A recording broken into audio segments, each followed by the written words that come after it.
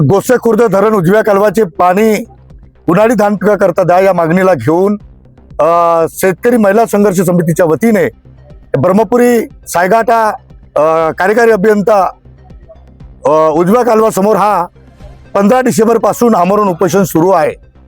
खरं तर याच मागणीला घेऊन मागील 5 फरवरी 2025 रोजी अशाच पद्धतीने शेतकरी उपोषणाला बसलेले होते। तेव्हा या पाण्याच्या मागणीला घेऊन मुख्य कार्यकारी अभियंता याच ठिकाणी येऊन 10 फरवरीला चर्चा केली होती आणि त्या चर्चेच्या अनुषंगाने त्यांनी 11 फरवरीला शेतकऱ्यांना लेखी पत्र दिलं होतं की जरा 1 वर्ष आम्हाला वेळ द्या, काही पॅचेसचे काम जरा बंद आहेत ते जरा पूर्ण करू द्या, आम्ही या 25 आणि 26 मध्ये नक्की पाणी देणार असं लेखी पत्र त्यांनी दिल्यामुळे शेतकऱ्यांनी त्यांच्या विनंतीला मान देऊन मागील वर्षी तात्पुरतं उपोषण त्यांनी मागे घेतलं आणि यावेळेस नक्कीच पाणी भेटेल या आशेवर होते।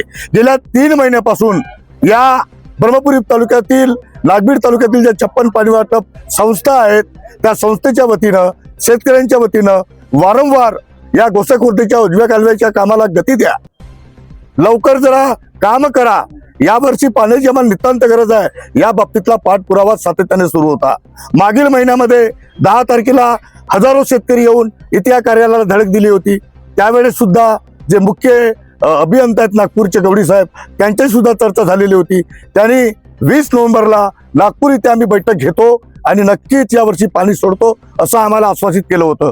त्या अनुषंगाने आम्ही 20 नोव्हेंबरला नागपूरचा जो मुख्य सिंचाई विभाग आहे तिथे आम्ही अनेक शेतकरी घेऊन गेलो, तिथे चर्चा झाली। जे आज जे इथे आलेले आहेत पाटील साहेब उपोषणाला भेटायला ते स्वतः होते, गवडी साहेब होते।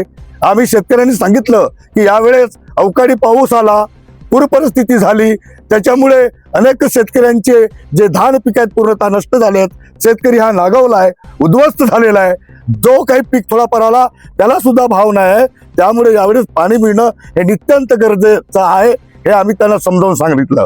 तुम्हाला जर म्हटलं काही अडचण असेल तर जलसंपदा मंत्री असतील, परत तुमच्या वरिष्ठ लोक असतील त्यांच्याशी चर्चा करा आणि कुठल्या हालतीत पाणी सोडा।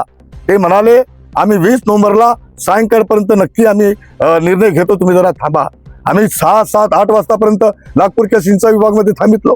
जेव्हा आम्ही गेलो तर सन्माननीय हे मुख्य अभियंता गवडी साहेब आणि पाटील साहेब तिथून पळवाट शोधले आणि तिथे न राहता कुठलाही आम्हाला उत्तर न देता तिथून पडून गेले। आम्ही जेव्हा फोनवर संपर्क केला तर उडवाउडवीचे उत्तर दिले। आम्ही तेव्हाच सांगितलं होतं की 20 तारखेला अंतिम निर्णय झाला नाही तर या ब्रह्मपुरीच्या गोसे खुर्द कार्यालयाला ताले ठोकू, रास्ता रोको करू। त्या अनुषंगाने